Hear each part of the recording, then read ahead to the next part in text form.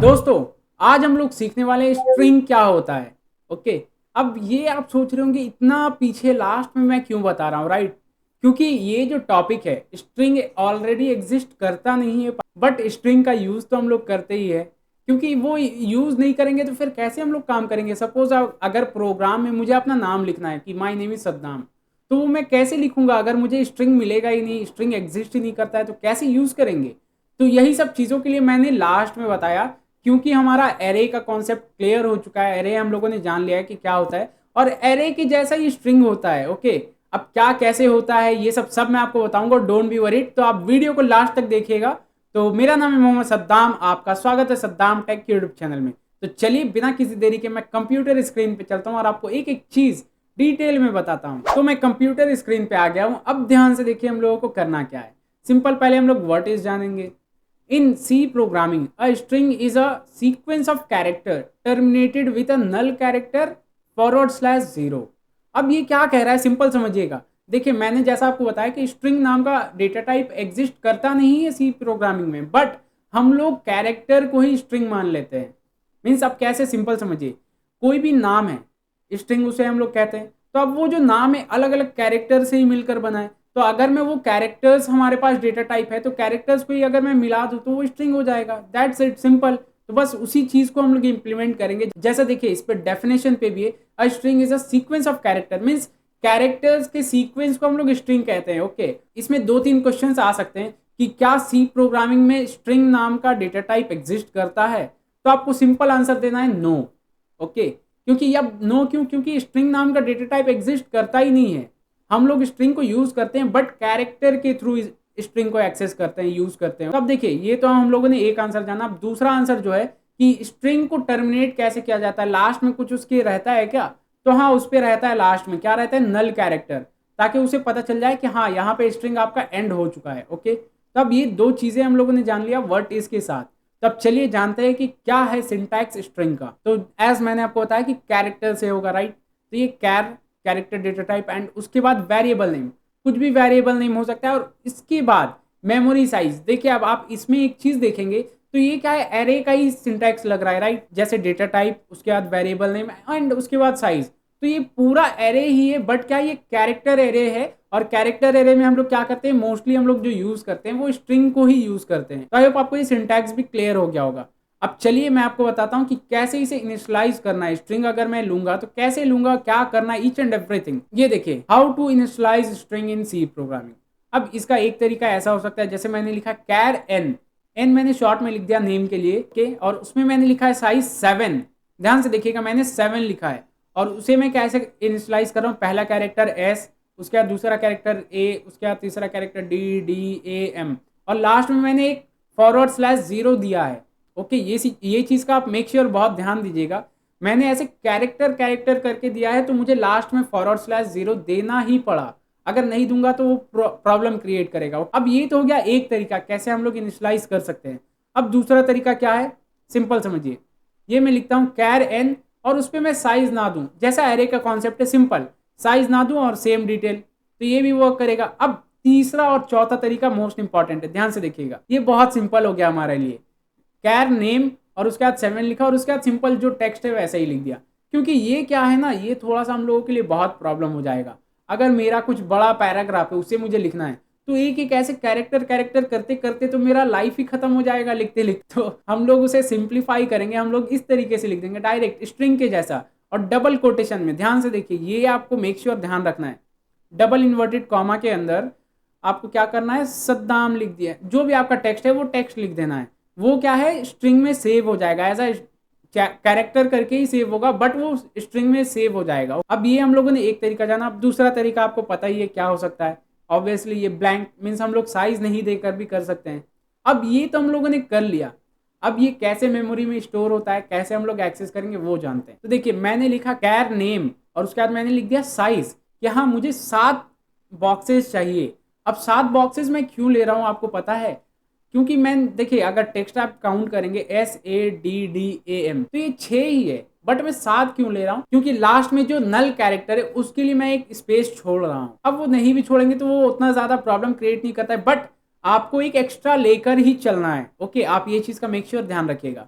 तो इसलिए मैंने एक छोड़ दिया। अभी स्टोर कैसे होगा, ये ऐसा आ जाएगा SADDAM और लास्ट में वो लिखा जाएगा नल कैरेक्टर। इसे हम लोग नल कैरेक्टर कहते हैं। मैं बार बार /0 ऐसा नहीं कहूँगा, मैं कहूँगा नल कैरेक्टर।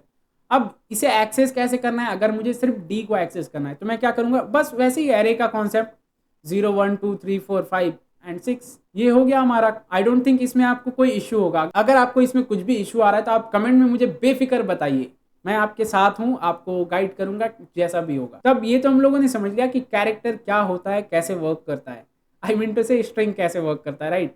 अब चलिए मैं विजुअल स्टूडियो कोड पर चलता हूँ और प्रैक्टिकली आपको चीज़ें करके दिखा देता हूँ। तो मैं एक और फाइल क्रिएट कर लेता हूँ और इसका नाम मैं लिख देता हूँ string.c, या इसे मैं चेंज करके स्ट्रिंग्स लिख देता हूँ, ताकि वो क्या है ना, स्ट्रिंग का ऑलरेडी एक फंक्शन है वो सब में मिक्सअप ना हो जाए। थोड़ा सा आप देखिए नेमिंग जो जब भी लिखे तो उसमें थोड़ा सा ध्यान दीजिएगा कि सेम जैसा नेमिंग नहीं कीजिए, ऐसे वो कोई प्रॉब्लम नहीं होता। अगर मैं स्ट्रिंग भी लिखता तो कोई प्रॉब्लम नहीं होता, बट फिर भी मैंने वो चेंज कर दिया। अब मैं क्या करता हूँ, एरे वाले को ही कॉपी कर लेता हूँ, ठीक है, और इसे मैं डिलीट कर देता हूँ। और सेम कॉन्सेप्ट एरे में जो हम लोगों ने कॉन्सेप्ट जाना ना, सेम कॉन्सेप्ट ध्यान से देखिएगा। मैं इस पे लिख दूं ऐसा सद्दाम और इसका साइज में 7 कर देता हूँ। ओके, इसे मैं मुझे ये करना है, कैरेक्टर भी करना है। मैंने कॉपी पेस्ट किया ना, इसलिए मुझे थोड़ा चेंजेस करना पड़ा, कोई इशू नहीं। मैं प्रिंट करना चाहता हूँ। अब ध्यान से देखिएगा मैं कर क्या रहा हूँ, इसमें इशू भी हो सकता है, समझना है आपको चीज़ों को कि क्या हो रहा है एग्जैक्टली। मैं लिख दूँ अगर ऐसे नेम, ठीक है, ध्यान से देखिएगा मैंने लिखा है नेम। अब इसमें इशू क्या होगा समझिए चीज़ों को। कह रहा है मैंने फिर से वो कोलन नहीं दिया, सेमी कोलन, तो इसे मैं कोलन सेमी कोलन दे देता हूँ और वापस से रन करता हूँ। तो ये कह रहा है EM। अब ये ऐसा क्यों आ रहा है, क्योंकि हम लोग एक्सेस तो करना चाह रहे हैं, लेकिन ये क्या है, पूरा स्ट्रिंग है, मुझे एक इंडिविजुअल कैरेक्टर को एक्सेस करना होगा। मैं इंडिविजुअल कैरेक्टर पहले एक्सेस कर लेता हूँ, ये मैंने 0 दे दिया, इट मीन्स S एक्सेस होगा, राइट। अब मैं वापस से रीरन कर लेता हूँ और चेक करता हूँ, तो जी हाँ हमारे पास S एक्सेस हो रहा है, ग्रेट। अब अगर मुझे D एक्सेस करना है या M एक्सेस करना है, ओके, M एक्सेस करना है तो मुझे क्या डालना होगा, सिंपल मुझे डालना होगा 5 एंड वापस से एक बार रीरन कर लेता हूँ। मैं शॉर्टकट की से रन कर रहा हूँ बार बार, तो ये M आ चुका। अब मान के चलिए मुझे पूरा डेटा को ही एक्सेस करना है, तो मैं क्या करूंगा, इसे S कर दूंगा और इसे हटा देता हूँ। एक बार ऐसे देखिए, समझिए चीज़ों को। ओके, ये C रिमूव नहीं हुआ, कोई इशू नहीं, मैं ऐसा कर दिया। अब अगर इसे रन करता हूं, ध्यान से देखिएगा, तो हमारे पास पूरा डेटा एक्सेस हो रहा है। अब ये कैसे हो रहा है, सिंपल समझिए चीजों को। मैंने कैरेक्टर ही डेटा टाइप लिया है, बट फॉर्मेट स्पेसिफायर हमारे पास स्ट्रिंग का है, इसलिए मैंने %s लिखा। %s लिखने का मतलब ही ये है कि वो स्ट्रिंग का ही डेटा टाइप होगा, मीन्स स्ट्रिंग हम लोग प्रिंट करना चाहते हैं। और ये मैंने सिंपल एरे लिख दिया। जैसे एरे वाले में क्या कॉन्सेप्ट था, अगर मैं वैसा कर रहा था तो वो एरर क्रिएट कर रहा था, राइट। बट इसमें क्या है, हमारा एरर क्रिएट नहीं कर रहा है, हम लोगों को प्रॉपर आउटपुट दे रहा है जो हमारा डेटा है। क्यों, क्योंकि ये हम लोगों ने एरे में लिखा है। अब मुझे इंडिविजुअल भी प्रिंट करना है, अगर जैसे मैंने आपको एरे में बताया, तो वो भी कर सकते हैं। कैसे, सिंपल आपको फॉर लूप चलाना है, फॉर एंड उसके बाद इंट आई। अब देखिए ये आई ना, आपके मन में ऐसा आ रहा होगा कि क्या ये हम लोग सिर्फ आई ले सकते हैं, ऐसा नहीं है, हम लोग आई जे कुछ भी ले सकते हैं, बट यूजुअली जो हम लोग लेते हैं आई जे के, ऐसे लूप चलता है। मीन्स आप कुछ भी ले सकते हैं, ऐसा कुछ नहीं कि आई ही लेना है, ओके।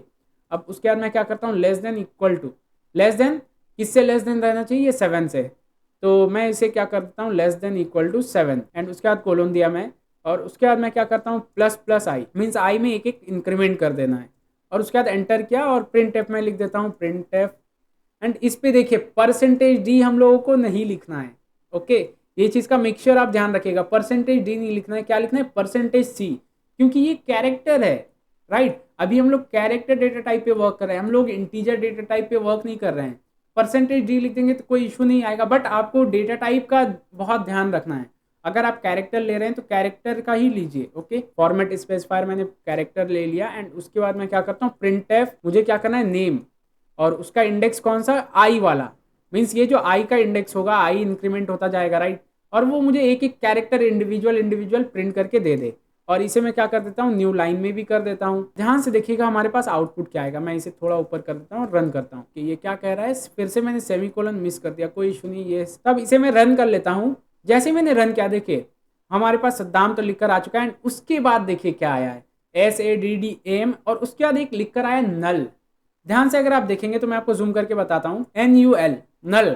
ये नल क्या है, वही ये लास्ट में एक कैरेक्टर होता है, नल कैरेक्टर, राइट। मैं आपको एक बार फिर से PPT पे लेकर चलता हूँ, ध्यान से देखिए लास्ट में क्या था, एक नल कैरेक्टर था।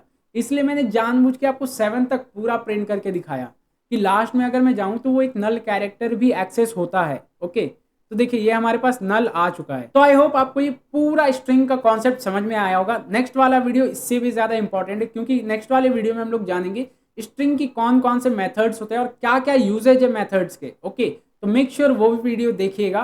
तो मिलते हैं नेक्स्ट वीडियो में। Till then keep learning, have a great day, bye bye.